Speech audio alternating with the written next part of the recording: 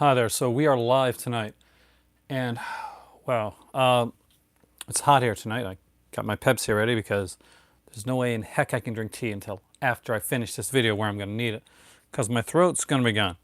So we are talking about collecting film noir tonight, and this has been a video that's been requested for quite a while, and every time I go to do it, a sale or a movie announcement comes up, and I don't get to do it. Now, before that, we get into that though.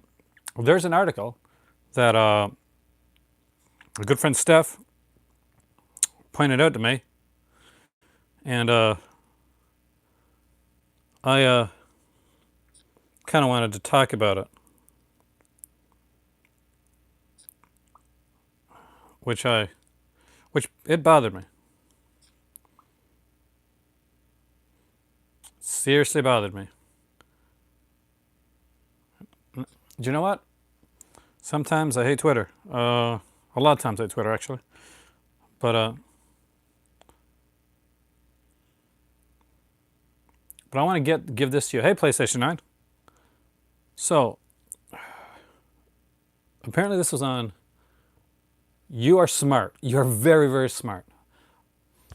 Pretty good. But I've got a little article thing here. I want to read this out. I want to get your opinion on it, your thoughts, before I go into the film noir aspect of this. I always do like to have a little bit of some sort of movie thing that I put in there, whether it's like a sale or it's information or something to talk about and debate. Here's a good one, guys. This one. So, and this really bothered me because I'll give you my opinion on it anyway. After so, word of advice for Blu-ray fans: complaining about deep catalog titles like From the Earth to the Moon and V, the original series, being remastered in 178 instead of the original 133 ratio. More and more, I believe we're looking at a day 5 to 10 years away, maybe as soon as 3, when the studios are going to start shutting down their own physical media operations, probably starting with the DVDs and Blu-rays. They may stick with 4K a bit longer to drive 4K and 8K display sales, and they will likely continue licensing their content to indies for as long as it makes economic sense. But most of the majors are now launching or developing streaming services of their own. And once they are launched, they're going to want to drive all the customers in that direction. So, there's more to it, but that's the gist of it. What do you think? Because I'm going to tell you what I think, but I just want to see if anybody wants to volunteer an analysis before I get to this. In order to make sure that I don't miss any of your comments, I'm going to open up my YouTube thing right now. I saw that comment, actually, Juan. I think it is so misguided that, well, you sound it doesn't sound right. And because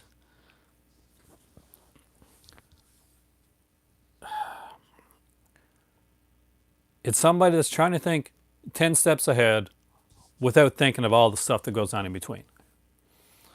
Okay, so let's deal with the 4K, 8K. 4K is lasting longer because of 4K and 8K TVs first. I hate that collector. Love my 4K stuff. I'm so glad that I got it, and I'm glad I'm collecting it. But yeah, Warner Archives is putting it out. But 4K TVs and 8K TVs specifically, they're not being made to facilitate 4K media. They're being made to facilitate 4K streaming. Because if right now, if you're streaming 4K content on like say you got Netflix, you got 4K Netflix, the ultra high def stuff on a 4K TV on Netflix, you're not getting as good a quality. The sound's not as good, the picture's not as good. It's just technically and not there. With an 8K range, you're going to get closer to getting that 4K streaming that you want to see. That being said, yes, there are going to be a lot of companies that are going to be starting up their own streaming services. But like we've seen recently, not a lot of those companies are going to make it. To be blunt, the biggest company, like the biggest movie company, like for collectors out there, Criterion, uh, teamed up with TCM, which is the biggest, movie channel for like movie collectors and stuff and movie watchers. That failed. Filmstruck like failed, and a lot of these here channels, we're going to get a lot of different streaming services, but unless you're Disney or one of those type of channels, that it's not going to work that way. What it sounds like to me, PlayStation 9, and I don't want to be glib about it because I'm sure the person meant well in what they said, and I'm in no way deriding that person. I just am respectfully disagreeing. But they're saying, don't complain about aspect ratio or something. You mightn't have it in 5 or 10 years. That's a flawed argument right there. So you can't make, I don't know, complaints or something about something because you can't. I mean, like, this is a reasoning for like not being able to say, this wasn't done to its proper ability. Well, hey, the remaster might suck, but you might have no remaster at all in 5 or 6 years. That in itself is a bad way to start your argument. It's a flawed way to start it. But no, I don't think physical media is going anywhere. Yeah, that's perfect, Podmax. That's a perfect way to say it. I don't think physical media is going anywhere. And to say, well, I think DVD and Blu-ray are going first, I can honestly say to you right now, like from the deep like bowels of what once was my soul, DVDs will be the last to go. when it comes to physical media, DVDs that's the last one, guys. That is the last physical media you're going to see going. DVDs still, to this day, to this very day, are doing extremely well. Blu-ray doing its best to take over, but still, DVD. Go to your local Walmart. Go to your local Target. You know what you're going to see there? You're going to see some Blu-ray. You're going to see a little bit of 4K, and you're going to see a bunch of DVDs. You're going to see some like cheap DVDs in a bin that casuals are always going to and buying. You're going to see every time they do like a display out, you're going to see some Blu-ray stuff, but you're going to see DVD stuff there as well. You're going to see box sets. A lot of the TV stuff don't go to Blu-ray; it goes just to DVD right now. So, that's there's the crux of that argument right there. Well, DVD and Blu-ray, I guess they'll go first and then 4K. No, I'm sorry. You're totally reading this market wrong. DVD is probably doing the best right now. I'd guess. I mean, like, somebody can look it up, but I'd say DVD is doing pretty damn good right now. And DVD is going to be used strongly around companies like Warner and people like that to do exactly right. Great analogy, Mug. For the casuals, and you're gonna have the Blu-rays as long as they can do. Physical media, it's already moved, I think, to like a boutique market. Like, just look behind me, man. Like, I got a line of like Arrow and Scream Factor and Indicator, and like so that's the money stuff. The stuff like where the Anchor Bay was back in the day, stuff like that. That's the money stuff right now. The boutique labels, the genre stuff, the kind of like the important cinema stuff. That's what's going to sell to collectors. That's what's going to keep the stuff floating. But as long as there's a market, like to put like Shazam out on Blu-ray or and on DVD, people are going to be going to their local Walmart, and some people are going to stream it, but it's not going to. Here's the thing: it's not going to cost them. It doesn't cost them much to put a DVD of Shazam. I'm just using that as an example because it's a recent one that came out. And I think that they'll keep putting stuff like that out. They might pick and choose, but we'll keep getting like the regular, because people still buy. And casuals still buy the blockbusters, and studios know that they're always going to make their money on the blockbusters. So the boutique stuff, the urban legends of the of the world, or the Kurosawas, yeah, those are going to go to like genre, like niche labels and stuff like that. But as like even TV shows, a lot of the TV shows are going to go to Mill Creek, places like that. Other companies are going to start doing like a lot of the TV stuff. Warner Archives has smartly done their own stuff with kind of with press disc and even MOD stuff. But physical media is not going anywhere. Not in the next 3 years, the next 5 years, or the next 10 years.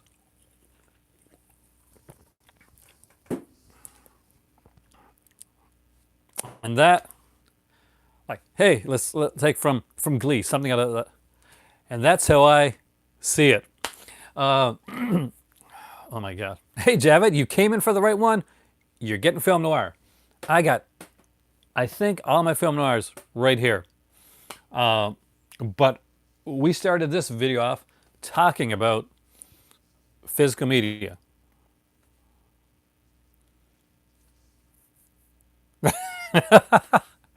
I don't know, man. I don't know if I want Maniac in like virtual reality. No, man. For my Blu-ray 4K scan of Maniac, that's good enough for me. All right, so that is one of my favorites. It's a fantastic one. Podmax, you got fantastic taste. That is one of my favorite film noirs of all time, and I do have it here. Pilot movie, The Incredible Hulk. I warned you.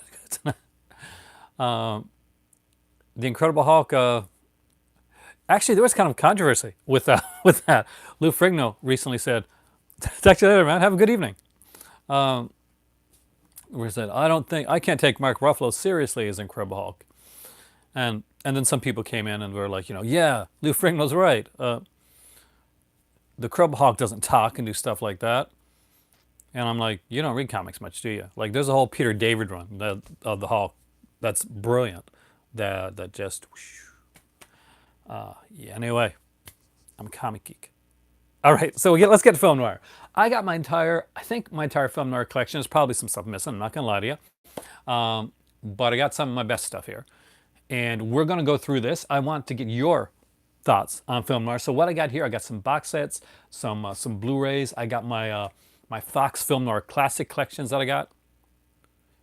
Yeah, Lou Ferrigno was calling out Mark Ruffalo.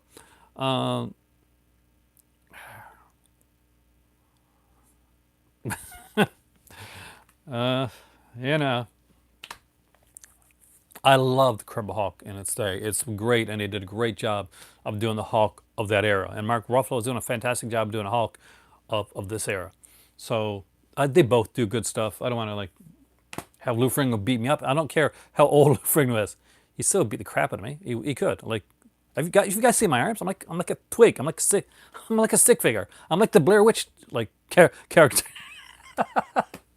Anyway, all right. So let's go into this stuff right here. Let's start with the box sets first, because this is a good place to start. If you're collecting film noir, Warner put out. Speaking of Warner and Warner Archives, they put out a lot of really good box sets with film noir, and they've taken most of them, probably all of them by now, and put them out on Blu-ray as well. So there's a Warner Archive sale. Hopefully, if you're in the U.S., you got to check that stuff out. Dude, Javed, you came the right day, because I got a bunch of film noir. I'm going to show you some. I'm going to recommend some. Why? Here's why. That's from Simon Miller from like What Culture Wrestling. I prefer Cultaholic now, but Simon Miller is still the most entertaining part of What Culture, and the cute redhead girl whose name I can't remember. When I say that, I feel that I sound like Charlie Brown. Let's start with one Podmax mentioned. And this is, for me, one of the all-time greatest film noirs. When you think film noir, images of this movie and the actors in this film should come to your head. And that is the fantastically amazing Out of the Past with Robert Mitchum and Janet Greer. Just so you know, I am starting with Film Noir Classic Collections, Volume 1, which I have here.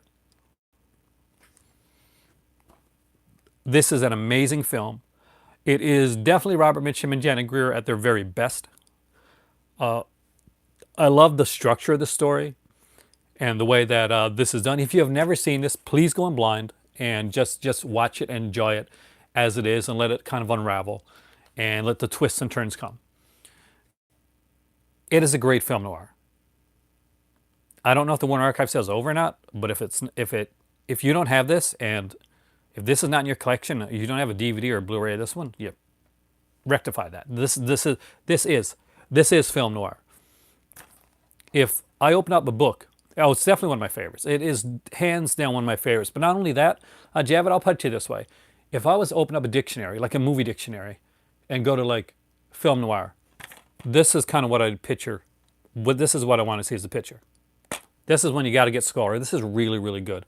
This is film noir, like hands down, one of the greatest of all time. And you're going to get some great ones here. Next up is the Asphalt Jungle on this one here. Really good movie. Criterion did a release of this, by the way.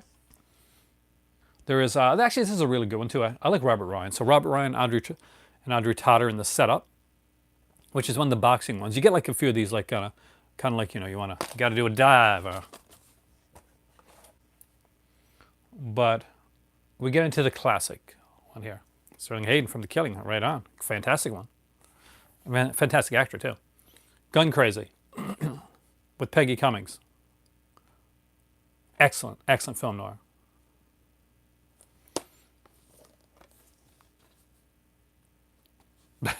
Yeah. Do like Elon Musk is saying, right? And just get this chip and it'll just go right into our heads. And Murder My Sweet is an amazing one. Out of this set here, I mean, Gun Crazy, Out of the Past, and Murder My Sweet are, these are all good. These are all classics. But those are my three top out of this set. Really interesting one, the way this is done. Hey, Andy. We're talking film noir tonight. So I got volume 2. And this may be my second favorite film noir of all time. It's definitely up there in my top 5 anyway. And that is Lawrence Tierney in Born to Kill. A lot of people probably remember Lawrence Tierney nowadays for, Reservoir Dogs and Seinfeld, ironically. But this, when I think Lawrence Tierney, this is a role that he was meant to play. This should have been the movie that catapulted him into superstardom. Unfortunately, Lawrence Tierney had some demons, and that affected his rise as an actor. But this movie here is him at his very, very best. Did you ever see Reservoir Dogs? He's the big boss guy in Reservoir Dogs, right? Like the one the old guy with the bald head behind the desk kind of gives them all their numbers and stuff, designations, tells them what they got to do. That's Lawrence Tierney. He's a really tough guy with a gravelly voice. He was also in in Seinfeld too. I can't remember his character. I think it was like Lorraine's dad or something like that. You got it, man. So, Born to Kill, Lawrence Tierney, Claire Trevor, Elizabeth Slezak. If you've never seen this movie, this is film noir. So, Javid, this one's Scholar too. This is a must. This one's not a suggestion. Out of the Past and Born to Kill aren't suggestions. These are movies you've got to have in your collection. They are incredible. If you like film noir and you're any type of film noir lover at all, this is something you got to see. This one really. And this one actually has a commentary by Eddie Muller, who actually does some really good commentaries. So, because he did some books on film noir as well. He did a couple actually. Crossfire with 3 Roberts. It's actually a pretty good one. Robert Young, Robert Mitchum, and Robert Ryan. You'd like that one, PlayStation 9. lot of action. And he's like a tough character too. There's no like, the gruffness from that's him, right? That is him. He's legit. Lawrence Tierney is a legit tough guy. So when you see him playing this kind of gruff, tough character, that is Lawrence Tierney. If he will knock you out, and you better hope you've got a bat, because I don't have those yet, Mug. I do want them though. Do you know if they're? Do you have them? Are they any good? No Blu-ray. You still, man, Blu-ray or not, Born to Kill Sculptor. That is one to have. I swear by it. I do. I swear by that one. Next up is Crossfire, which again is super awesome. You got Volume 1. So you got one of the best volumes. That is definitely one of the best. This is the second. This is Volume 2. I found this one at a store in Montreal, actually. Oh, you got Volume 1. Oh, you're talking about that. You got Volume 1. Is it good? I mean, I've been looking at it, and I think it's still priced reasonably well, right? It's not like not overly expensive. Now, the other Lawrence Tierney movie that's kind of, I guess, the one that he was famous for. This, Born to Kill is my favorite, but when people talk Lawrence Tierney in the early days, a lot of them are talking about Dillinger, because this again was another. This, like Born to Kill and Dillinger, that's a 1-2 punch for Tierney with some really great stuff. Like really, really great stuff. And the commentary on this one is by John Millis. That is a good price. The director who did Conan, right? Was it Conan? He did a lot of stuff. John Millis did, but I'm pretty sure he did Conan. Next up is Clash by Night. And hey, Brian, we're talking film noir. I know you're gonna like this topic. And it's got Barbara Stanwyck, and I will swear anything by Barbara Stanwyck. You can see an early role by Hey Wolf, by Marilyn Monroe here as well. Not a fan of the cover, but really good film. And last but not least, this one is in my top favorite film noirs. This is one that I talk about all the time. It was remade. The remake was meh, but the original with Charles McGraw, Mary Windsor, and Jacqueline White is utterly brilliant. It is an amazing film. I love it. And not only that, it's got a great commentary by William Friedkin that is awesomely incredible as well. And that is The Narrow Margin. If you have not seen the original Narrow Margin, this is a really, really good film.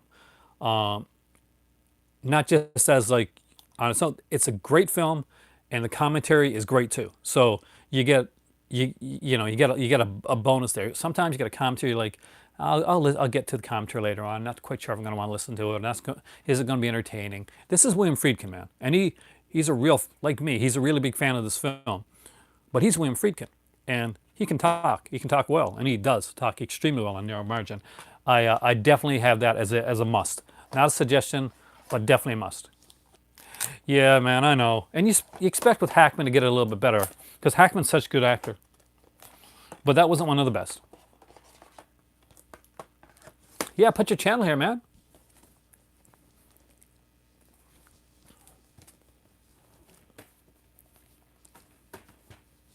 Inquiring minds want to know. She is. Now, if you're collecting film noir, this next set is one I recommend, and for a very specific reason. You got the VCI one too, do you? I don't have those yet, man. You can't get everything, right? Not right away. Maybe I'll ask Mom for film noir for Christmas. Maybe. I usually get a video game from her, but this year it's going to be. So this is Volume 3. Now, Volume 3 is very important, because this is, for some people, that's true. I can try the wolf. I can really try. For some, this is the start for some people. Black Book, Reign of Terror. Robert Cummings is awesome, man. A lot of people start with this one. And why do they start with this one? Well, I'm going to let you know right off the bat before we even get into the films. The volume 3 of the Warner Brothers Archives Film Noir has this disc. And this is a feature-length documentary, Bringing Darkness to Light. It was done for TCM. And it is a documentary on film noir. Going to be a lot of spoilers in here. I'm not going to lie about that. But it is a great way to get yourself primed for collecting film noir. You're going to see some classics in here. Some really good film noir, and it's going to make you want to, much like the pre-code one on on Forbidden Hollywood, Volume 2, I think, documentary, will make you want to buy every pre-code there is. This is going to make you want to buy film noir. This is going to get you into it. This is the documentary that you need for if you're collecting film noir, that you're going to watch, and trust me, it's not one you're going to watch once, it's one you're going to watch several times. TCM are great like that. Yeah, I got the couple of the gangster ones over there too. Would we include those in film noir? Because I can bring those over. So, Ricardo Montalban, Robert Osborne. Let me see. Is he the host for this one? He usually was on a lot of these things. I don't think he is, though, for this one. What's neat on here, too, is there's like these like short films called Crime Doesn't Pay that they did on here as well. Hey, Sasha. Oh, the lineup's really good. Which, yeah. Do I have the lineup on something? It seems like I should. Border Incident with Ricardo Montalban. It's pretty cool. Here's kind of one I really like. This is more of a comedic film noir. You know, it still is, but it's not. This isn't like, you know, this is a good film, but I'm not sure. I wouldn't put it like in my top film noirs or anything like that. It's just a good film with Robert Mitchum and Jane Russell that I enjoy. But you know, it's not a top film noir. It's a good film. Although I do like Robert Montgomery and Lady in the Lake. Really, really cool one. Don Siegel? I think he did actually for the lineup. I'll check. I think I have that here. I'm sure I got that on something. Yeah, with added torture injection scene. Yep. The Racket, Robert Mitchum again, Elizabeth Scott. You know, Robert Mitchum is kind of the name for film noir. You kind of get used to that. And Ward Bond on Dangerous Ground. Actually, I really like this one. Of course, Robert Ryan. I'm a big Robert Ryan. The Roberts are big, you know, when it comes to film noir. So let me go to the other, like, what I consider some of the big sets before I get into like the looser stuff. So Columbia Pictures did like these collector's choice film noir box sets, and I have the first two of these. Ida Lupino, direct which one? This one right here on Danger. Nicholas Ray directed On Dangerous Ground, and The Racket was Lady in the Lake. Who directed Lady in the Lake? Let's see. It's been a while ago. Robert Montgomery, I think. Yeah, Robert Montgomery. Jalapeno Films on the Criterion Channel. One of the great things when Criterion Channel first came on is he had a bunch of these kind of like thrillers and film noirs on there. I watched Her Name is Julia Ross like 3 times. All right, I knew I had the lineup. The one that started Ida Lupino. No, she didn't direct that one. This is the Columbia Pictures Film Noir Classics set. This was, you know, I think it was like Scorsese and Christopher Nolan were two of the big guys behind this. Exactly, yeah, that's the thing. That was the kind of the whole gimmick behind it. Is that unless he looked in a mirror, like, you know, you didn't see his face. Which was really cool, actually. This is actually a really good set right here. Not a lot of features, but great films. We got the Sniper, you know, that's it. Edward Dmytryk. We got The Big Heat, which is one of my tops. Done by Fritz Lang, of course, you know, starring Gloria Graham and Glenn Ford, who my dad is named after, actually, Glenn Ford. We have Five Against House, which is directed by Phil Carlson and stars Kim Novak and Guy Madison. The Lineup, directed by Don Siegel, which is what you just mentioned there, and starring Eli Wallach and Robert Keith. And, of course, the Murder by Contract here, which was directed by Irving Lerner and stars Vince Edwards and Philip Pine. So, some really, really good stuff here. And there's like some like introductions, like Martin Scorsese talks about Murder on Contract, The Sniper and the Big Heat, and then Michael Mann talks about the Big Heat as well. Influence of noir with Christopher Nolan, who was definitely influenced by film noir. Commentaries by authors Eddie Muller and James Elroy on The Lineup, and commentary with Eddie Muller on Sniper. Ride the Pink Horse. I still got to get that one, Ken. This set, I think, has gotten kind of pricey. Now, I could be wrong. I think the first one or two of these like went up in price, which probably is why they're putting out another one with the lineup on it. But these are great sets. I actually got these at my local. God, what's the name of the store? I have a store that I can't remember the name of it right now. But you know, one of those big chain stores, not a Walmart or anything like that, but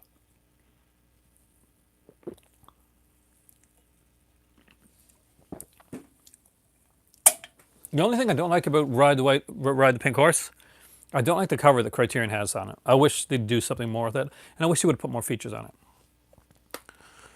So this is volume 2, and again we got some really cool stuff on here as well. We got, and I'll read them out here. So again we got like Human Desire, another Glenn Ford one with Gloria Graham and Broderick Crawford, directed by Fritz Lang. So you know, anything there is money. Pushover, done with one of the classic film noir guys, Fred McMurray, who's in one of the great film noirs of all time, and Phil Carey, who was like more of a Western star, but he does some film noir as well. He's kind of a tough guy. Directed by Richard Quinn. We got The Brothers Rico, which is actually a pretty cool one, with Richard Conte, directed by Phil Carlson. Nightfall, I like Nightfall actually. That's Jacques Tourneau, starring Aldo Ray and Brian Keith. Oh, was this the one? One of these I remember. I think Nightfall is the one I really liked. And of course, there is City of Fear, which is directed by Irving Lerner and stars Vince Edwards and Patricia Blair. So, really good set. So I'll just open it up so you can see one of these, what they kind of look like on the inside. So you see.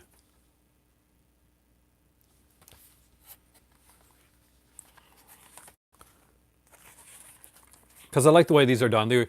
Each movie has their own disc. Hey, Jason. Maybe you can drop some knowledge on me as well. We're talking film noir here today. But these sets, man, if you can get your hands on these sets, awesome, amazingly well done sets.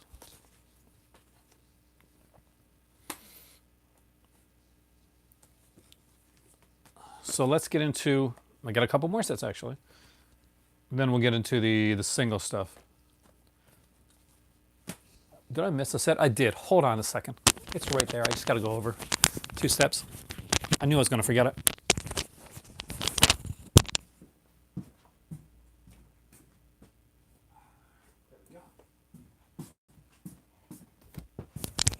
Kino Lorber put out 2 film noir sets.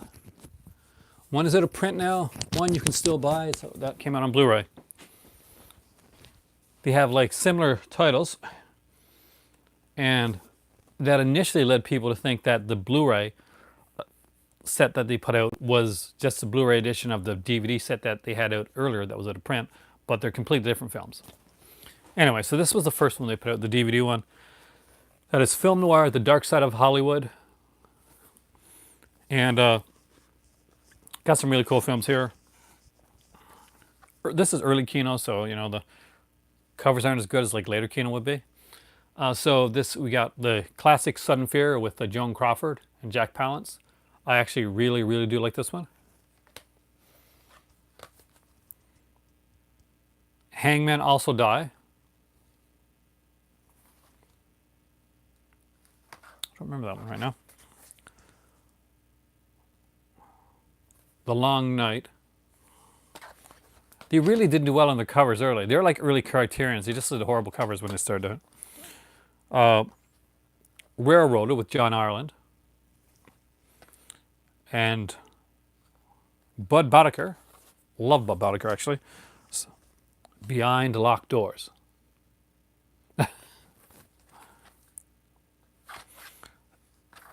Some great stuff with some not so great covers, but definitely worth checking out. If you can get your hands on the set, I actually found it at my local record shop, hidden behind a bunch of stuff in a previously used pile, and I bought it for like $5. So good deal. So this is a newer one they put out. This one of these is one that I've watched like a lot of times. See, Wolf's dropping some knowledge there. Hey, Action Jackman, welcome, dude. Just got back from the Matrix. So this is like film noir, dark side of cinema, as that one was called Dark Side of Hollywood. And that's what confused people. So Barbara Stanwyck's Witness the Murder, amazingly classic stuff. If you have not seen this, George Sanders is great in this film. George Sanders was like the first guy to play the saint, but Witness the Murder is one of those. It's kind of like a Rear Window type of thing. Definitely worth checking out. Really good movie. Edward G. Robinson and George Raft in a bullet a bullet for Joey. Again, a good one. Big House USA. We got Broderick Crawford, and Broderick Crawford to me is always good. Next up is this the one? No, it's the one with Dan Duryea, which is Storm Fear. Anything with Dan Duryea, man. Love Dan Duryea. And he ran all the way as John Garfield and Shelley Winters. Yeah, this is Shelley Winters.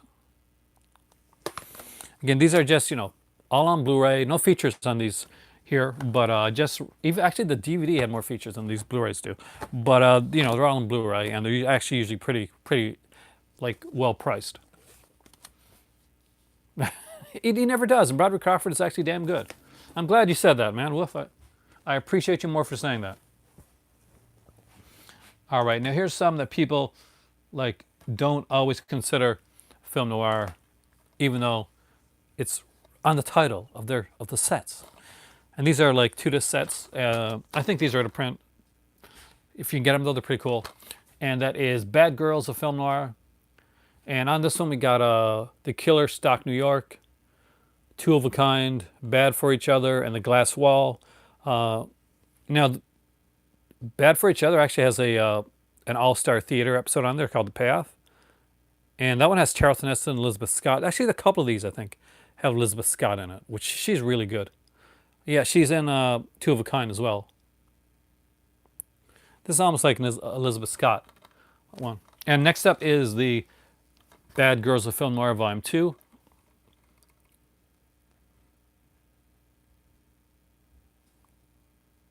You didn't get them, or?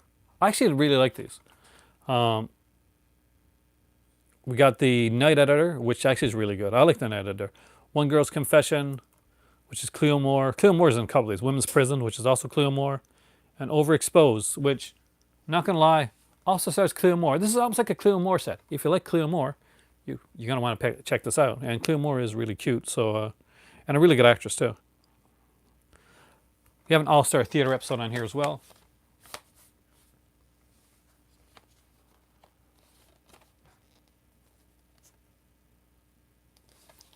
Definitely worth checking out, man. Do not let yourself miss out on that. Next up is one everybody probably already has in their collection. And after I'm finished my collection, I want to know some stuff that you guys would recommend as well. So think about that, guys.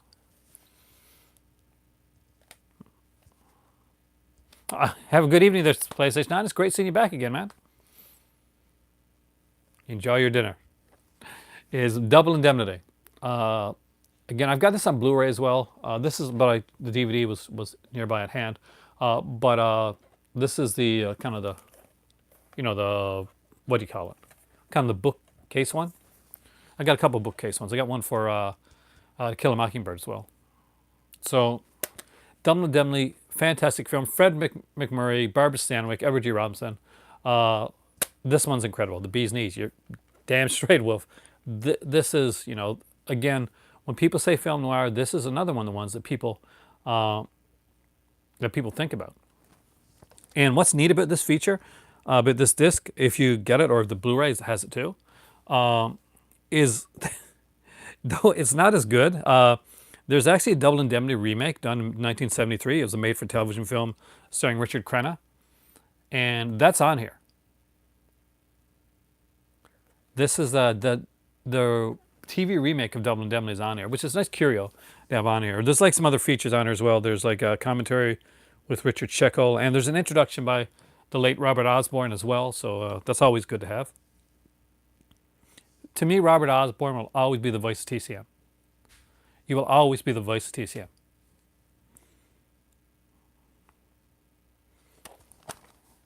And you open it up and you get both double indemnities. There you go.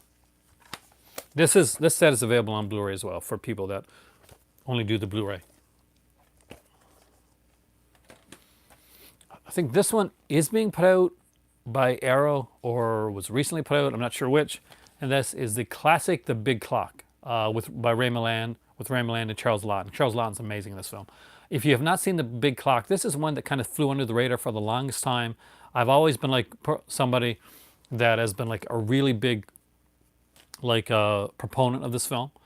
And I talked about it a lot, especially in the last year or so. Last year, we used to talk about this one a lot. I say, this is a movie that you need to get. This is a movie that you need to see.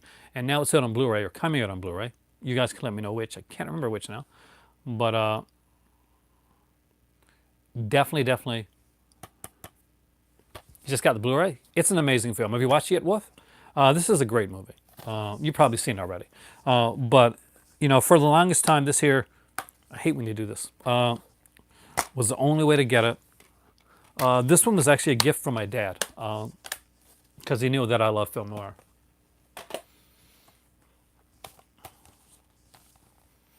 What can you say? I mean, it's the Maltese Falcon. It's a classic. And it has all versions of it on here. Hey, John, welcome. Noir's your favorite? Oh, man. Go back to the beginning afterwards, because around 18 minutes in, I start talking film noir, and there's some box sets, some that you're going to like. And this has the classics, you know, the Bogey, Maltese Falcon, you know, the definitive one. Plus, we get the one with B.B. Daniels and Ricardo Cortez, and Saint Metal Lady, which was the one starring Betty Davis and Warren Williams. Great set to have, and definitely some great stuff. Now, let's get into my Fox film noir. If you were unaware, Fox did a whole lineup of film noir. And I got a few of them. And you know how I got them? For a good price. I met a guy that was a movie reviewer for a radio station. And they sent him a lot of film noirs over time. Because that's the type of stuff that he reviewed. And these were all passed on to me for a price. But for a good price. Yeah, I would consider Mildred Pierce like a film noir. I don't have it over here. It's over in my Joan Crawford collection. But yeah. So, nice. Okay, so first off, there is Roadhouse with Ida Lupino and Cornel Wilde. Celeste Holm, and of course, the great Richard Widmark. Remember that name because you're going to see that name again in a really, really good one, which was a fun film. No Patrick Swayze in this Roadhouse, no roundhouse kicking, no Terry Funk. You might be a little disappointed in that, but it's a damn good. It's a real fun film noir. So next up is one that I really like, and it's under the film noir line. I would honestly consider it more of a thriller than I would a film noir, to be completely honest with you. But you know, it's under the banner, so we'll go with it. No, totally different movie, man. This one here, and Jeff D. Robbins owns a roadhouse near the Canadian border, which is managed by his play-by-buddy Pete Morgan and cashier Susie Smith. After a trip to Chicago, Jeff D. brings back Lily Stevens, a Shantae's with whom he is obviously smitten. At first, Pete is loath to hire another one of Jeff D's girls, but Lily proves her talent is worth the paycheck. When Jeff D goes on a hunting trip with some of his pals and prepares to ask Lily to marry him, Pete and Lily share some intimate time together and realize they are in love. This news sends Jeff D into a psychopathic tailspin.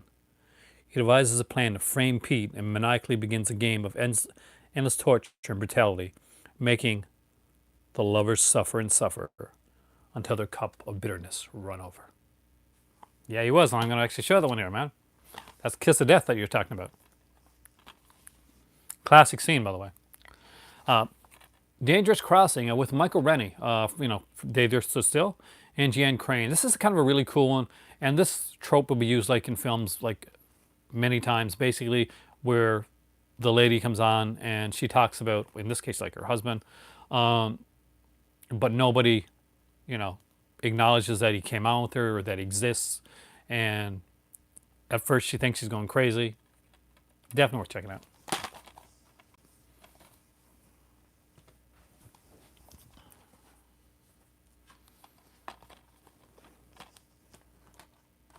We'll get to that one too, Wolf. Daisy Kenyon, Joan Crawford, Dana Andrews, and Henry Fonda. There's some really cool stuff here, and I love the covers for these. This is a different one. Black Widow actually has Ginger Rogers on here. Ginger Rogers, Van Heflin, Gene Tierney, and George Raft. So that's an amazing cast right there. Next up is Betty Grable, The Legs. That is the one, sir, with Victor Mature.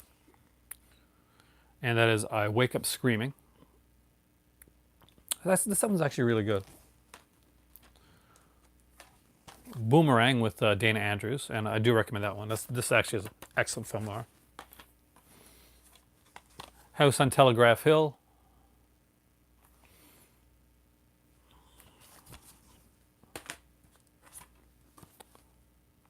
Fallen Angel.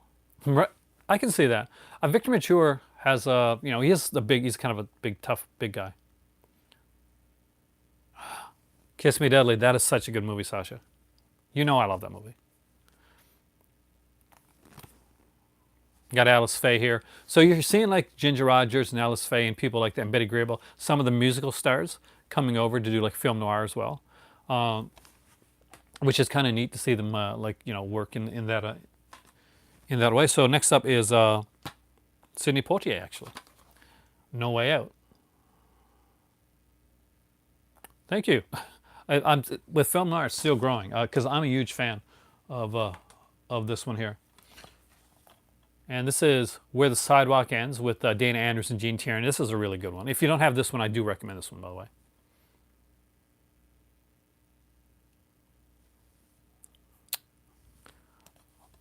I'm jealous, man, because they did some great stuff. Like that's the thing, these are so well done, and they look so nice in your collection. Like you're right, like even when you upgrade something like that, you keep this anyway.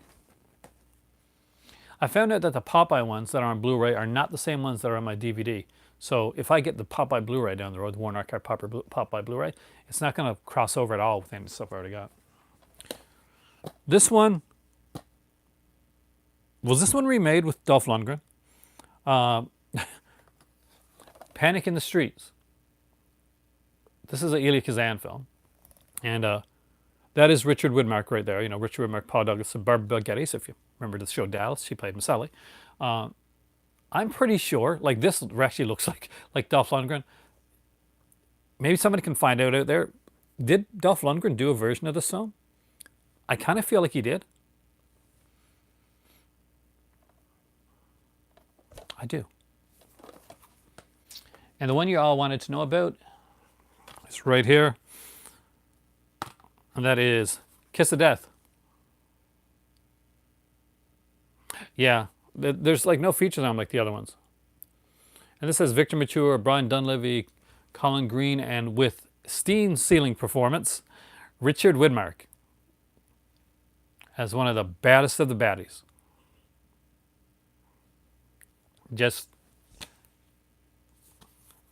I don't know if I got the remake here anywhere. It's not as good, not even close. She was actually. Which I have here. Of course, I got the Hitchcock set because everybody got to have some Hitchcock in their life. I recommend the Masterpiece Collection. And Gene Tierney, Dane Andrews, and the classic Laura. So that's my Fox Film Noir collection thus far. Yeah, I remember Samson and Delilah. But he was meant for that. You know, he's good for that type of role. He's better than that, though, I think. they just saw him as like much like in the way that they looked at Mickey Haggerty and they saw, okay, here's a big muscular guy. Um, and for me, Mickey Haggerty's best role is probably in Success Ball Rock Hunter. It's not, uh, it's not the key role, but it's well done. Um, I think Victor Mature was a better actor, than Haggerty. But both of them were seen in that same way. They were seen as like big muscular guys at the start, and they would put him in that type of role, which is a shame. That is your favorite. My favorite is still Shadow of a Doubt, which I utterly love. Couple Putting Guild Noir on YouTube. That's true, but I do recommend. You know me, Murdersville, physical media all the way. Rope. Rope is a classic one. I love the way that it's shot. A lot of homoeroticism in Rope too. Oh, really? The first thing I ever saw on TV, Javed, was God, I think $6 Million Man. To be honest with you, like I saw some cartoons, but the first like live action thing I saw was $6 Million Man. But the first like things I saw like Hanna Barbera's Huckleberry Hound show and stuff like that, and some adult stuff. Kiss Me Deadly. Recommend this one strongly. You guys know I don't have to go into this one anymore. You should have this one. It is great. This is Criterion. This for me, this is one of the great Criterions of all time. But you got to get it. All right, now here's some cool classic stuff, right? There is The Big Knife with Jack Palance. I think Shelley Winters too, right? I gotta look on the back here to see, make sure I'm right. Yeah, I knew Shelley Winters was part in this. Eda Lupina's in this one. Really good film. I'm missing all your stuff. I'm gonna check back afterwards. So, of course, the big combo. Got to have my big collection, which is Arrow did some amazing stuff with the film noirs that they put out. I got to get like The Glass Key and Her Name is Julie Ross as well. Those are big ones for me. By the way, Her Name is Julie Ross. I've mentioned a couple times in this video. For those who haven't seen it, and maybe you've seen the movie Dead of Winter with Mary Steenburgen and Roddy McDowall. Well, that's a remake of Her Name is Julie Ross. Her Name is Julie Ross is the original. And it's a better film, actually, than Dead of Winter. Dead of Winter is fantastic, too. I love that film. But Her Name is Julie Ross, 170-something minutes or so. Really, really good. The Big Combo, dude, was directed by... I think... I'm going to totally cheat. I don't know offhand, so I'm finding out here for sure. And it's not telling me. I apologize, my man. Somebody here is going to have to find out for me. And it's a great one. We got like Lee Van Cleef in this one here. I almost forgot he was in this movie.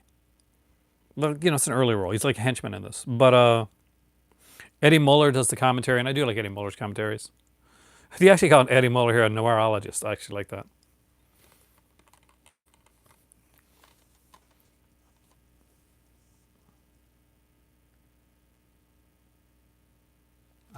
Was it Fuller? If it is, man, I'm ashamed that I did not know that. Hold on, let me see. I wish you would have put a booklet in these things.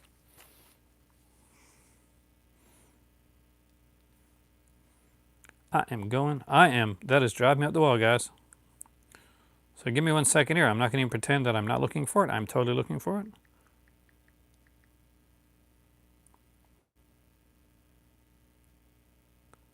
Joseph Lewis.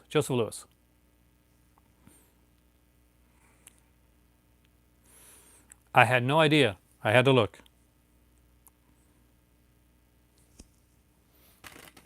So Joseph Lewis.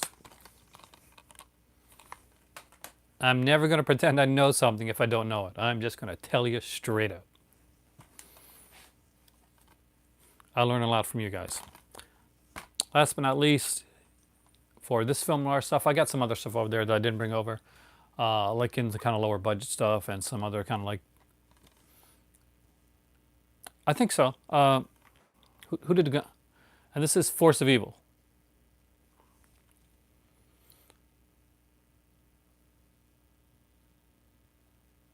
And again, we get John Garfield, who's one of my favorite actors. So, you want to know what the guy that did The Big Combo did? I am totally not looking on IMDb, like not at all. Just so you know that I'm getting this totally out of my own head. All right, so the guy that did the big combo did stuff like Tearing a Texas Town.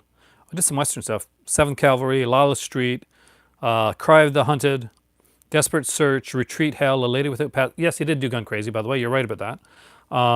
Undercover Man, Return of October, The Swordsman, So Dark the Night was actually pretty good. The Falcon in San Francisco. And was that the George Sanders one? No, Tom Conway. Tom Conway was George Sanders' brother, by the way. Uh, the Mad Doctor of Market Street and other stuff like Invisible Ghost. But yeah, good call. That was the guy that did Gun Crazy.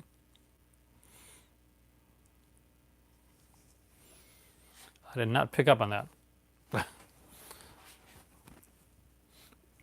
The big red one. I can see why you'd say that because, it's the red case. But no, I got to get the other film noir stuff. This was given to me by a really cool person here on YouTube. But these are some great ones, some amazing stuff, and I have checked them out. I think I watched film noir is one that I watched pretty much all of the stuff that I got, like in some of them like several times. I haven't picked up Detour yet. There's a few that I gotta get. I know what you're talking about, but I don't remember the name of them, Brian. They're like to be like not offhand. I had some of their stuff. I know I did. Now, I had other, I guess you'd call them film noir. Yeah, like stuff by Alpha Video, like Identity Unknown, Streets of New York. They Made Me a Criminal. Well, not Alpha, but Made Me a Criminal, which is John Garfield. There's a few others here as well that I just didn't bring them up to look at. But would you guys consider? So Gangster is not film noir. Gangster you'd think of as like its own category, kind of like it just has a lot of some of the trappings. Film noir is an atmosphere. Though I do find that whenever I get into like a film noir like mode, I'll like kind of watch a combination of like film noir films and gangster films. I cannot just do one, to be completely honest with you. I gotta like do a combo. I got a couple like Warner Brothers gangster sets too that they did, and yeah, they're really really good too, including the one with the documentary. Thank you. I just like a little bit of everything. I don't know if I can. It definitely has a lot of the tropes of like of a film noir. I don't think Eli Kazan's on the waterfront. There's definitely a case for it. There's definitely a case for On the Waterfront. I don't think I'd really consider one really, but I can if I can. There's a strong case for it being considered in the film noir category. Like you could make an argument for it for sure. Like I personally, I wouldn't consider it film noir. It's like great kind of a gritty drama type of film, but that being said, I can see it. I can see what you're saying, and I can definitely see somebody coming up and like presenting a case like and saying, okay, this, and this is why I consider that. Me personally, I don't really, but yeah, it's definitely treading that line. But when I think of film noir, I think of like a lot of this stuff here, like the earlier stuff that was done. I kind of want to show the gangster box sets as well.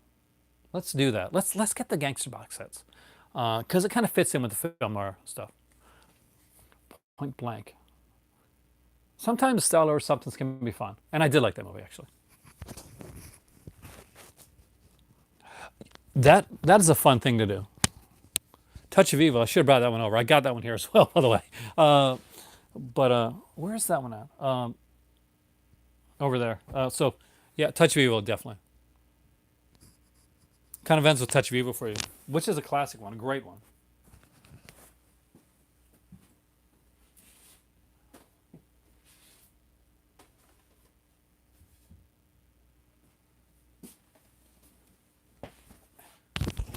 As an extra bonus, if you're collecting film noir, I also recommend that you get into some of the gangster stuff, which I really like. Point blank, that's Lee Marvin, right? I want to make sure I'm thinking of the right one.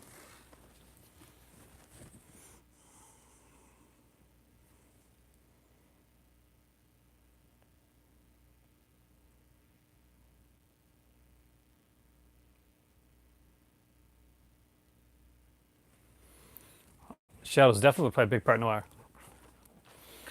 All right, so I got a couple of the gangster volumes that I will show, which are really cool. They're also by Warner. I probably should have shown these yesterday when I did the Warner Archives stuff.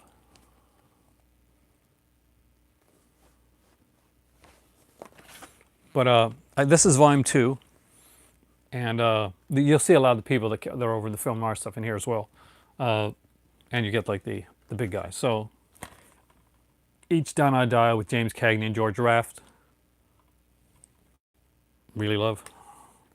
With film noir, a lot of times it's more downbeat, definitely a little bit more depressing.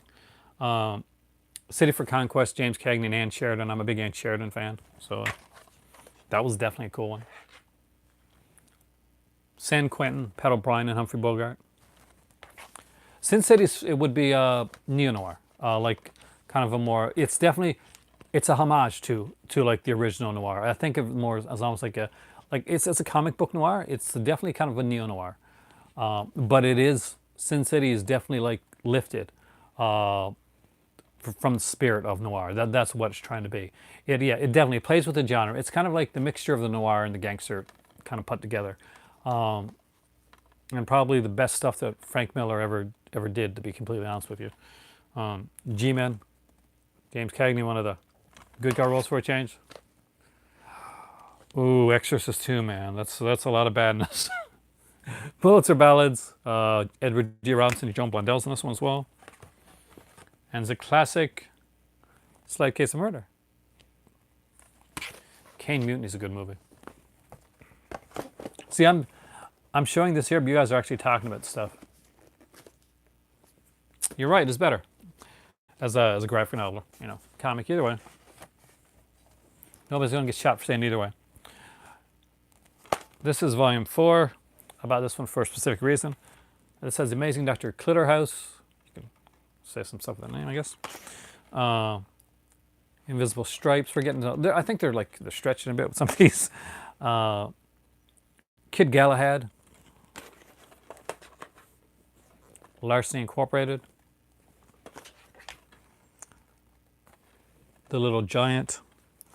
And the reason I picked up the set, Public Enemies, the golden age of the gangster film. I actually might watch this tonight, or the film noir one, or both, actually. I love documentaries. This is a really good TCM documentary, by the way. Definitely recommend. I recommend picking this up. 110%.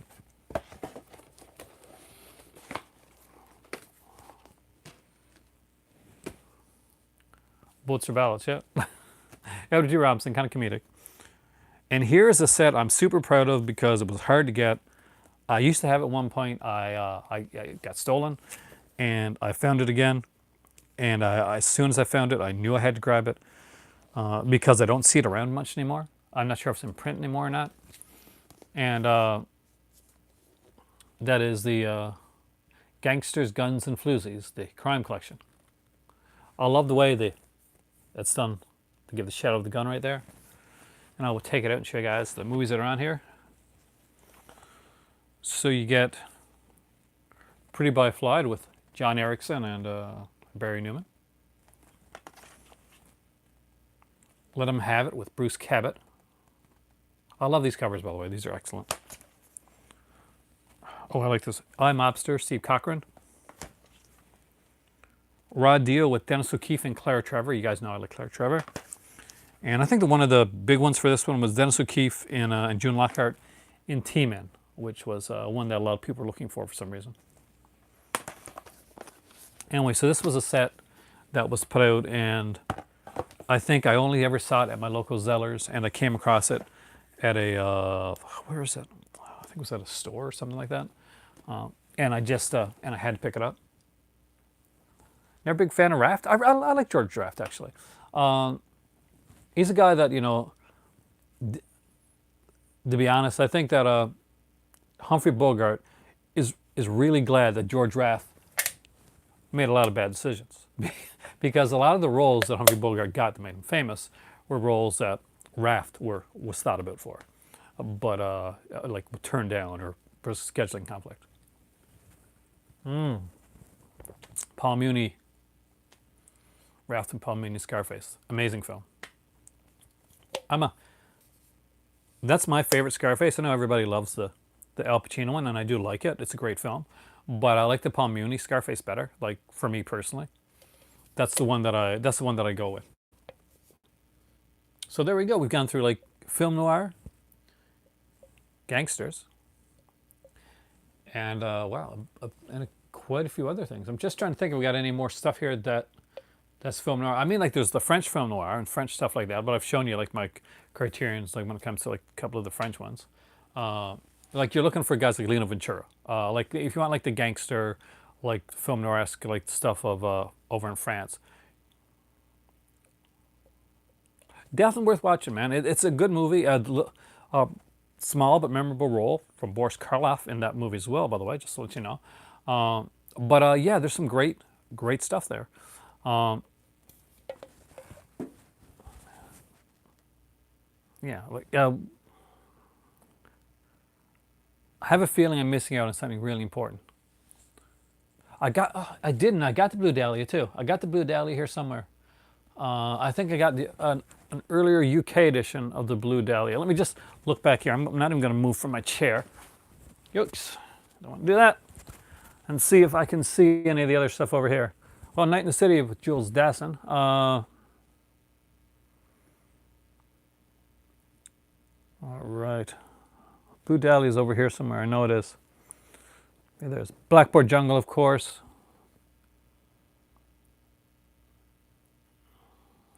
And there is, let's see. See if I can do this so like.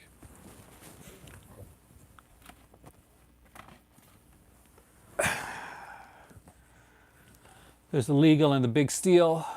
You got Edward G. Robinson and Robert Mitchum right there. I see Robert Mitchum again acting with June Greer in this one. This is a double feature, and we got like Patricia King Hansen on Illegal and Richard B. Jewell doing commentary on the Big Steel. And we got some like vintage behind the camera segments from Edward G. Robinson on here. And some other stuff as well.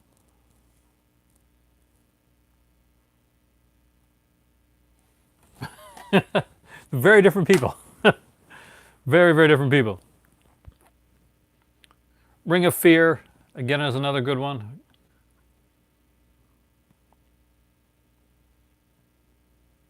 Gangster-wise, Little Caesar, of course. But yeah, I got Niagara with Marilyn Monroe and Joseph Cotton. Kind of fits into that. Did you really? That's awesome. I mean, I found that one. I was going to Montreal to go to Montreal Comic Con, my first one, and we got stuck in Nova Scotia. So ironically, this was like years before we were even thought about coming here. In the airport, and they had like at the time they had this like this shop, and it had like a bunch of movies in it, right? In this in a little bin, and I was looking through trying to find something that I wanted to pick up, and that's the one I picked up. Oh, Mug's gone. Talk to you later, Mug. Treasure Sierra Madre. I got that one here too. Actually, I got a set of that one. It has some really good features on it.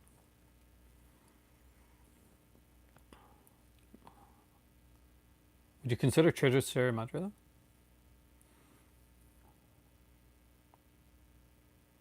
Niagara's a really good film. I think it's underrated, actually. But I've got a bias towards Joseph Cotton. I really do. Obviously, Shadow of a Doubt is my favorite Hitchcock film. I think Joseph Cotton is just amazingly underrated as an actor. And he's just so good in pretty much everything that he does. That, like, he kills it as Uncle, like, literally as Uncle Charlie in Shadow of a Doubt. And Hush Hush Sweet Charlie's got a small role in there, but...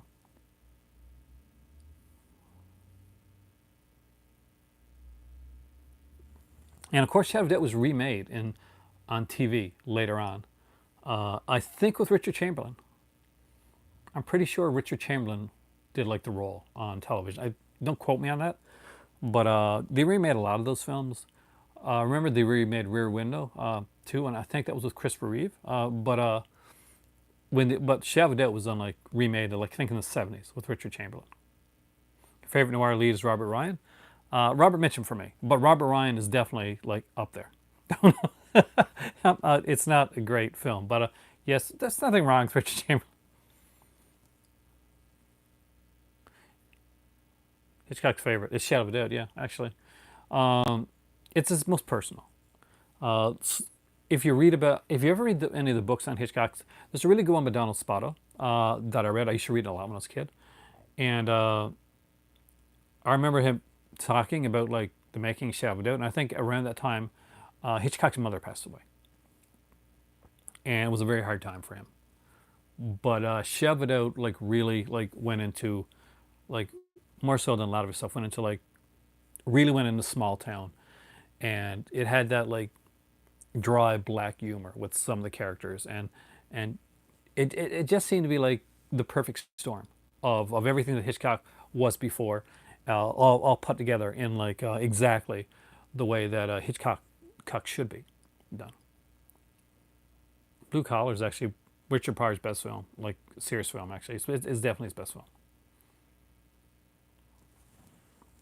Oh, Paul Schrader did that one. I got a bone to pick with Paul Schrader for his like his dissing of Brian De Palma, who is an amazing director who Paul Schrader should know better than to just than to diss De Palma. I'm a big De Palma fan. Um, it was sad that Schrader was like kind of jumped on board of like that of the whole hate stuff. But De Palma, Brian De Palma, Tommy is one of my favorite directors. You know, if you're newer here, he's one of my favorite directors of all time. I got almost everything that Brian De Palma did. My favorite De Palma is actually one that's not a lot of people is going to say, and that is oh my god, my head is killing me tonight. But my favorite De Palma. Do you know my favorite De Palma? See if you can guess it, so I can get to give me time to think about.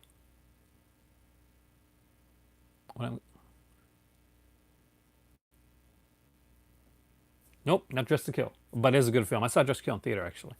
Um,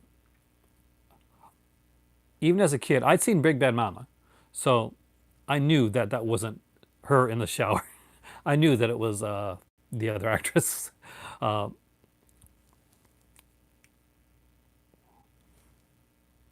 Great film, but no. Oh my God, what is wrong with me tonight?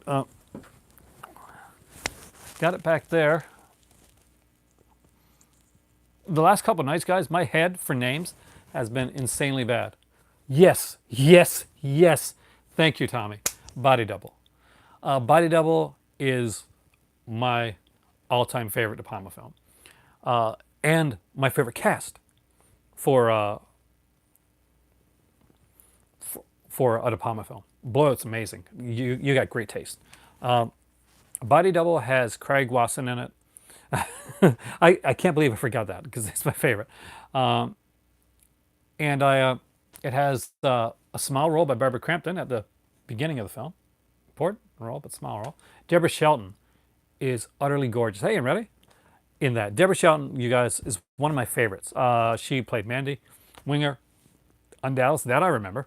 Uh, and she has these amazingly beautifully blue eyes uh, that I'm not going to even lie, like that you could get lost into.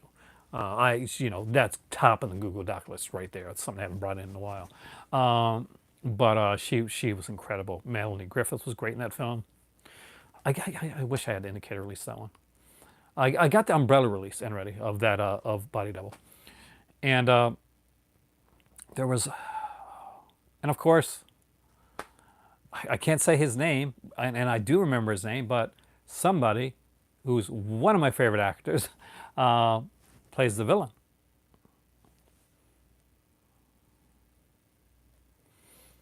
Uh, did you know as a kid, when I was listening to the song Relax by Frankie Goes to Hollywood,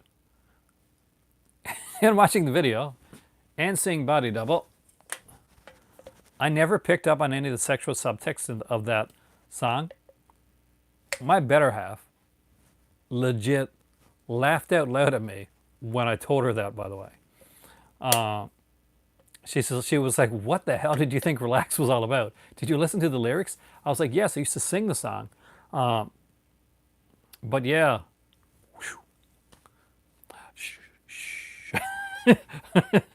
Yes, Greg Henry's in the film. Greg Henry's actually one of my favorite actors. I purposely didn't say his name, but yeah, he's Greg Henry is really, really. I really am a really, really big fan of Greg Henry. I have been for a long time. He's a great character actor, actually in a small role too. For anybody that likes soap opera or stage stuff like I do, Lane Davies from Santa Barbara, who played Mason Capwell, has a small role in at the beginning of Body Double. See, I could not remember the name of Body Double, but once Tommy opened the floodgates of the name, I remember the littlest like kind of minute details of the film. Yeah, I'm weird that way. I remember the weird stuff. That's not the names, but the guy that acted in 2 minutes of the film, because I really liked him. But yeah, Lane Davies. I would like to see more done by Lane Davies. Blowout is fantastic. Blowout is utterly heart-wrenching. It is. I mean, it's scary. It's creepy. It's sad. I like twice in the movie, Blowout is really like soul-killing for me. Obviously, the ending of Blowout, it crushes you. And as somebody, as I guess an artist, as a somebody like when Travolta goes back to his place and he sees his stuff wrecked, right? When he sees his all of his sound bites that wrecked. That was first time I saw that completely. I could feel that. I could feel like no, his life literally being torn. This is his life. This is his career is his life, and it's been ransacked, and that utterly destroyed me. Even before we got to the end of the film, that was rough for me. But again, I'm weird that way. Those things get to me.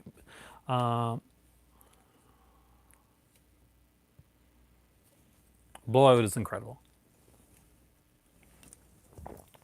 It is an utterly amazing film, and it's probably. Oh, I did like The Fury actually. There's not a lot you can put up by the palm that I don't like it. To be completely honest with you, Body Double is my personal favorite. Now, I will honestly say, Blowout is a better movie than Body Double. By far and large, it's a better done film than Body Double is. I just personally love Body Double, but Blowout, yeah, it's the better film. But both of them are great. Dress to Kill is a fantastic film. I think that is extremely well done. You get to see the guy from Christine in another role, right? As a good guy this time, not playing Arnie. New straight-to-video film? I have something on that I haven't seen. I'm not aware of. Now he did Snake Eyes, right? Snake Eyes, which was done and there was Femme Fatale.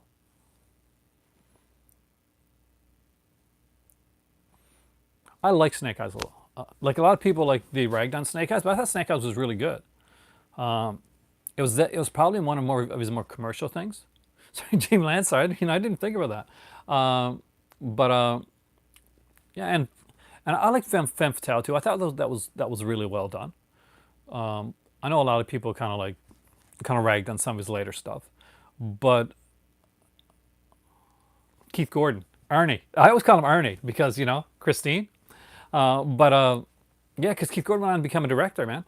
Much like Nick Castle, who did Halloween. Keith Gordon went on to direct after he did some films. He was watching De Palma and those guys, and John Carpenter, because that was his type of dream too. And it's really neat to see those guys that kind of make their way behind the camera. And sometimes you like wonder what happened to these people. Untouchables. Aha. They take a knife, you take a gun. The Chicago way, right? Godspeed.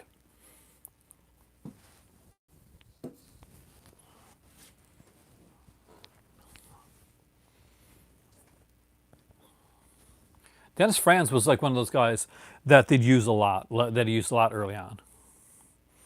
When it came to some of his stuff, it's closed up on me here. I've got to get this opened up again.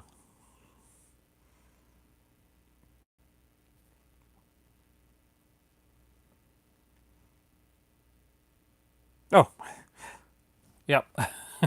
Carlito's Way. Yes, yes, yeah. That was another one. That was a really good film too. Did anybody ever see the sequel to Carlito's Way? I don't think De Palma did it. I'm pretty sure he did. There's the sequel to Carlito's Way. Not as good. Just putting that out there right now. Definitely not as good as Carlito's Way. Was it a prequel? Yeah, that one. You know what I'm talking about, right?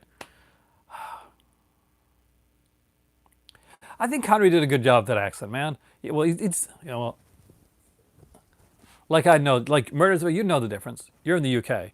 I'm, I'm Canadian. I don't know it as well. Some of these blend together for me. I'm not good with the accents. I love The Untouchables. I saw The Untouchables in theater too. Untouchables is my oldest, my daughter's one of her favorite films. She's a huge Brian De Palma fan too, and that came with The Untouchables. Actually, that was the one that kind of sold her on Brian De Palma, and then she went and checked out his other stuff as well, and she was also crushed by Blowout and that ending. So yeah, a lot of people do. Blowout, great film. I mean, like when you look at all the stuff that he's done, and I think that documentary that they did, that De Palma documentary, definitely revitalized the interest in De Palma.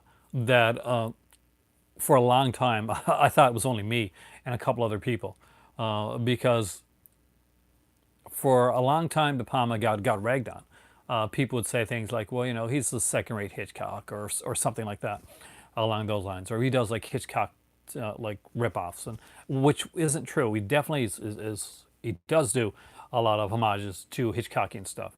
But he does have his own style and his own way that he does films.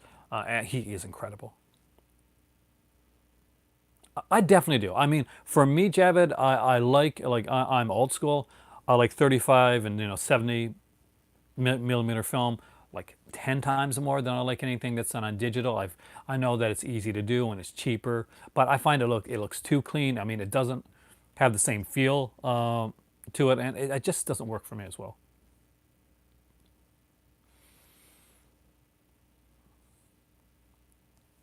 Grease is a great. I don't have it. I mean, I regret not getting it when it came out because it was all over. Now I can't find it. Grease is apparently one of the great 4Ks out there. Um, little for anybody getting into 4K. Uh, I'll, the one thing that I will tell you guys right now, uh, look towards the older films. Like I know you think, okay, the latest Hollywood movie is going to look good on 4K, and yeah, but that's also going to look good on Blu-ray. But the older films, like Grease, 2001, um, a lot of the older type films that are well remastered, that's 4K at its best because they're working with film elements, and the more elements that you have to work with, the better. When it's well done, the better remaster you're going to get, and the bigger difference you're going to see in what's done. So don't think 4K is something that's for modern films. 4K is something for me especially. I want to see older films that were done in 35 millimeter, films that were done in 70 millimeter, done in 4K. Digital films, man, they can only look so good as they do. Like the Blu-ray, for instance. Uh, you're going to get like similarities. Like you're sometimes not going to see a huge uptake unless it's HDR and stuff like that. That's I'm going to be blunt with you. But when you're looking at the older stuff, that's when you're going to see the difference. I thought Halloween. Some people thought it looked dark. I thought it looked so much better Halloween was a revelation for me in 4K. And I do think it was good, well done. And there were sequences in it that I hadn't seen before, that I hadn't noticed, and that kind of blew my mind. You gonna watch? Oh, nice, Jason. I think you're gonna enjoy it, Jason. I really think it's a good transfer. It's one of the better 4K transfers that they did. My better half actually got that one as a gift at Christmas from my dad, and he got her the one with the book. You know, it's the book or cards or something like that. There's like a thing in with it. You know what I'm talking? It's a little bit thicker. Definitely worth checking out. But yeah, if you're starting a 4K collection, a lot of people tend to go towards the newer stuff first. I am so looking forward to The Shining, Javid. That's going to be a good one. But yeah, look towards the older stuff.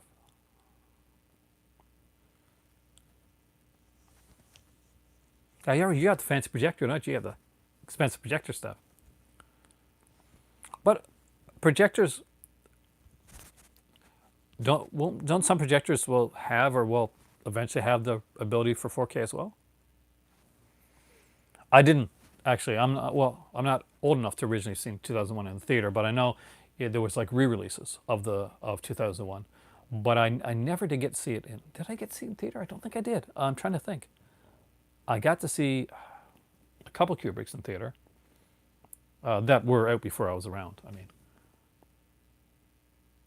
I did see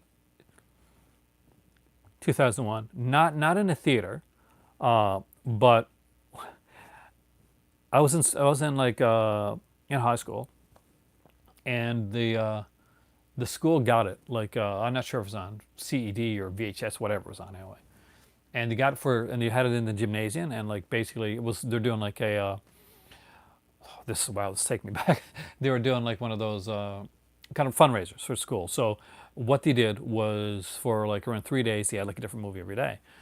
And we had like Superman 2, 2001, and Chariots of Fire were the three films that were shown over the 3 days. Actually, I can't believe I remember that. Yeah, that's yeah, that I remember. Couldn't remember Body Doll's name, but I can remember that. And that's what you want, Javid. You want them to look more cinematic. All right, and there you go, guys. Uh, yeah, no, I never saw. I never saw that. I know what you meant. I was just kind of joking around. But with I don't have Get Out yet. I mean, like I saw that one like originally when it first came out, but I do have to get that film. I love that movie. I love Us too. I know some people don't. I hate when people like say, Us is not Get Out. Well, it's a different movie. Uh, just because it's just, Rope isn't Psycho. They're directed by the same person, but they're very different films. But yeah, recommend them both actually. Really good films. Very different. Don't expect some M Night Shyamalan thing because that's not what Jordan Peele is all about. You saw it. Wow, that is. I can't imagine watching that. 2001 is a daunting film to watch now as an adult. Uh, but it was. I mean, it's just long, and I mean, it's like it's challenging.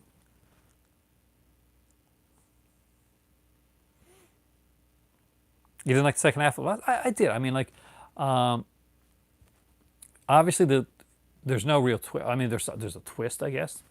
Uh, but the first 2 minutes are really hard to watch to this one because it just keeps droning on. And like you feel like this should start.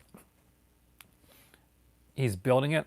He's almost Andy Kaufmaning it, and like seeing how far he can push it, which Kubrick would do. Kubrick was doing that.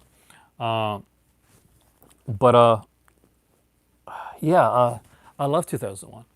But it is. I mean, like it's a daunting film. I can't imagine watching it as a 4-year-old, except like to see like, well, this looks pretty type of thing. But that's a tough one. I mean, I would not want to see it at that age probably because I don't think I'd get it. Hey, Corey. Oh, that is actually. Did I see Moon? I think I did. I don't remember Moon that well.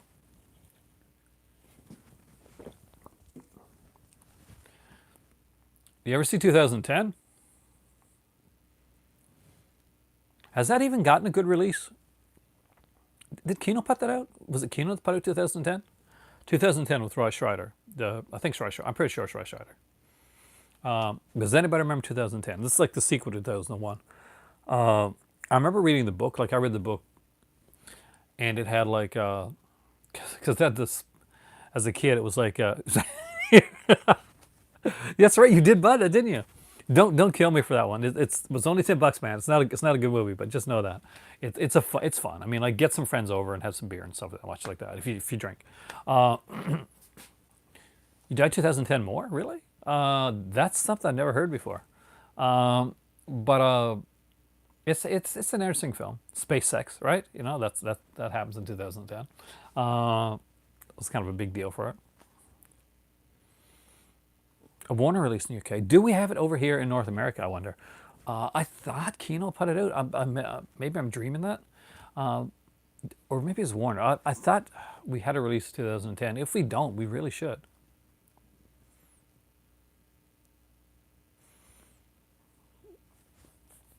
Hey Trini, welcome. We talked film noir. We had a conversation at the beginning about physical media.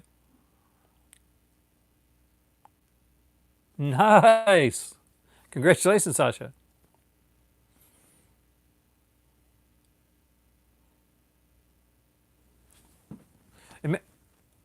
I'm not remembering Moon well. I'm gonna have to go back and watch that again. I know I've seen it, but I don't remember it. But considering the way I've been tonight, I couldn't remember the name of one of my favorite films. Not surprising. Not surprising at all.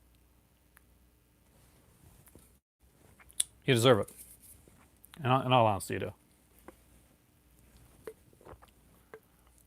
You should watch Moon. I've definitely got to watch it again. Tonight, though, I think I know what I'm watching. Because my mind's a little scattershot. Don't know if it's coming across. Probably is. Mine's a little scattershot tonight, so I'm probably going to watch a documentary or something I can just relax to. My Doctor Who that I got, that I ordered for Amazon, should be here on Friday. So hopefully I'm going to grab that one as I'm going to be unbox that one here. Memento. I like Memento actually. I got like a DVD release of that one here. Well, this was really neat. It's actually the way it was done. It's got like it's done almost like a file. Memento's a gut punch of a film.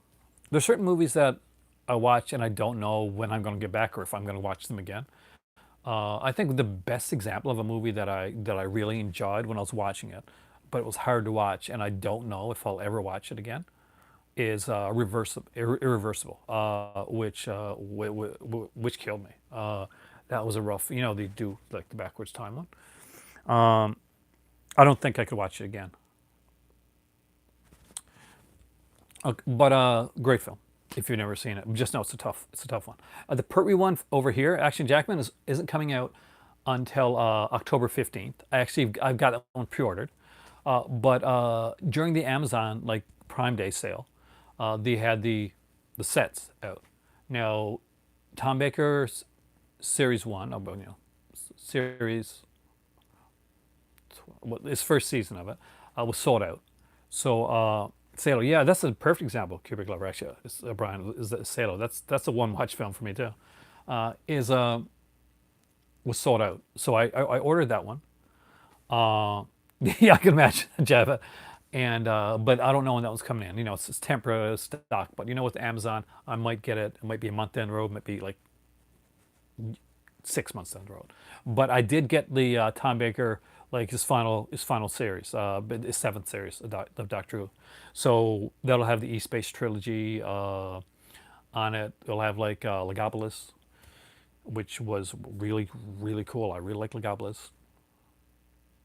You get to see the Watcher. I'm really looking forward to those behind the sofa things. Everybody tells me are so good, that they do like these kind of features called that. Yeah, Requiem for a Dream is another film that love it. Not watching it again.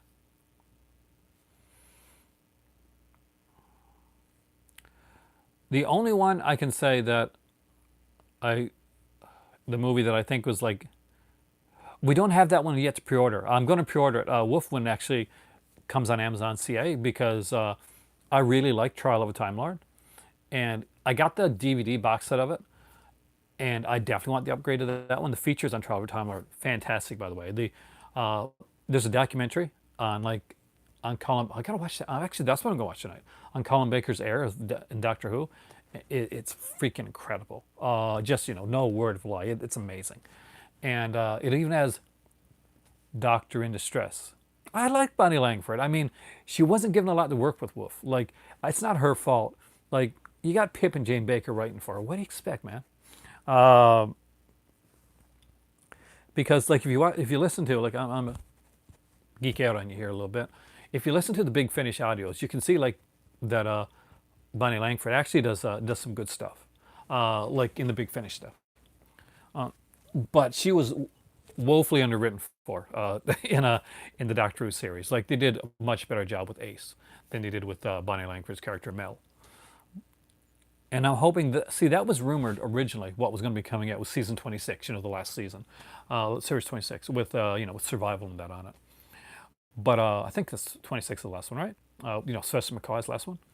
But series 23 got announced, which is Trial of Time Lord, and that's the second one that Colin Baker did. He only did two, unfortunately. But kind of looking forward to that one. I'm going to guess that's going to be out of a cylinder box as opposed to, it's going to look more like the first set, like Tom Baker Volume 1, Season 1, as opposed to Season 7 or the Peter Davison one. Yeah, I know. I've listened to a couple of those. I like them. They're from like originally from the Tons of Wang Chang.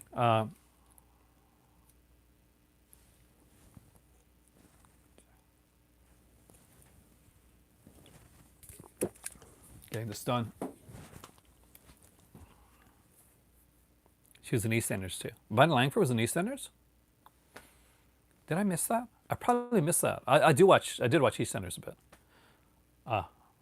I know the Duff Duff. Yeah, I'm that guy.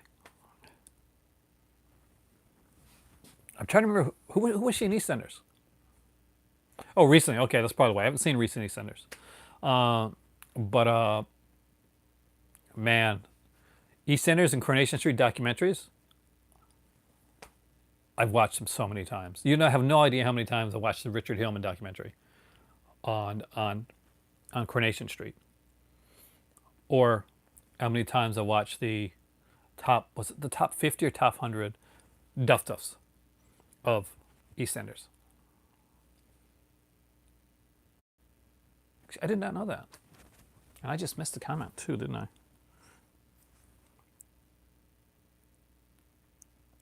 Let's really extend the cut with superior audio.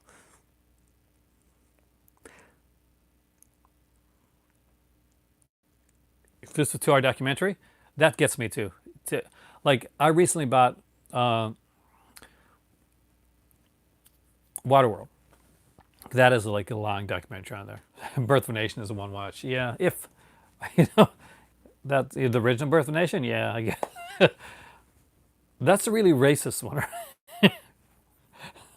The way where the Klan is the hero. Oh man,